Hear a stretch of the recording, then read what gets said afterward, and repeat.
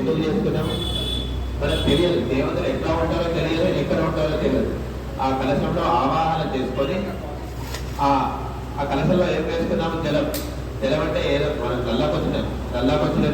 నల్లాకొచ్చినటువంటి కూడా నీళ్ళే, భూగర్భంలో నుంచి వచ్చినటువంటివి కూడా నీళ్ళే. కానీ మనం ఎప్పుడైతే మంత్రంతో ఆ జలాన్ని అభిమంత్రణ చేస్తామో అవి పవిత్రంగా మారిపోతాయి. పవిత్రంగా మారిపోయి అప్పుడు దేవతలు వచ్చి అందులో కూర్చుంటారు. కూర్చున్న తర్వాత ఆ దేవతలు ఉన్నటువంటి ఆ నీళ్ళలో ఒక విగ్రహాన్ని పడుకోబెడతాం. పడుకోబెట్టిన తర్వాత ఆ జలానికి కూడా పూజ చేయడం ఉంటుంది.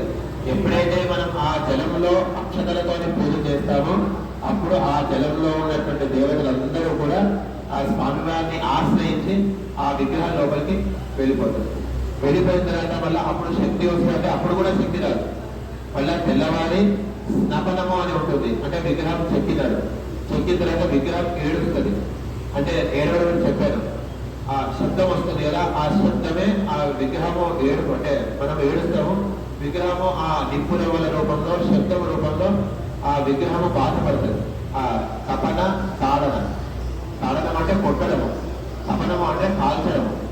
తర్వాత రోదనం ప్రతిధ్వన్యాది. ఆ దోషం పోవడానికి రోదనం అంటే ఏడవడము అరవడం, సందర్భాన్ని బట్టి అర్థం మారుతుంటుంది. ఆ దోషం పోవడానికి రేపు నానావిధ రకములైనటువంటి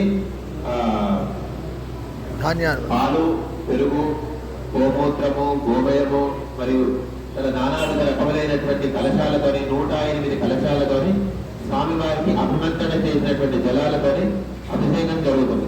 అభిషేకం జరిగిన తర్వాత ఆ విగ్రహము అందులో ఉన్నటువంటి ఏదైతే రోదనము తపనం చెక్కినటువంటి దోషము, కొట్టినటువంటి దోషము, కొట్టిన తర్వాత వచ్చేటువంటి శబ్దాలను వచ్చినటువంటి దోషం అంతా పోతుంది.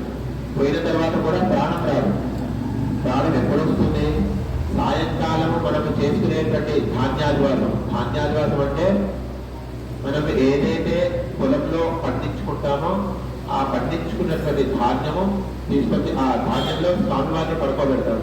ధాన్యంలో కూడా దేవుళ్ళే ఉంటారు. అందుకే పల్లెటూళ్ళలో పొలం పండించిన తర్వాత కోట పోసిన తర్వాత భగవంతుడికి ఒక కొబ్బరికాయ కొట్టేసి అప్పుడు ఆ ధాన్యము పంచడం జరుగుతుంది. ఎవరు పంచుతారు? మొదలు ఆడపడుచులు పంచుతారు. ఆడపడుచు ఇంటికి లక్ష్మీ స్వరూపం కాబట్టి ఆ ధాన్యంలో స్వామివారిని పడుకోబెట్టడం జరుగుతుంది. ధాన్యంలో పడుకోబెట్టిన తర్వాత ఆ విగ్రహంలో ఏదైతే దోషం ఉంటుందో, ఇక్కడ చెప్పాను తపన, తాడన, రోదన, ఈ 3 దోషాలు తొలగిపోతాయి. తొలగిపోయిన తర్వాత శుభముహూర్తానికి విగ్రహం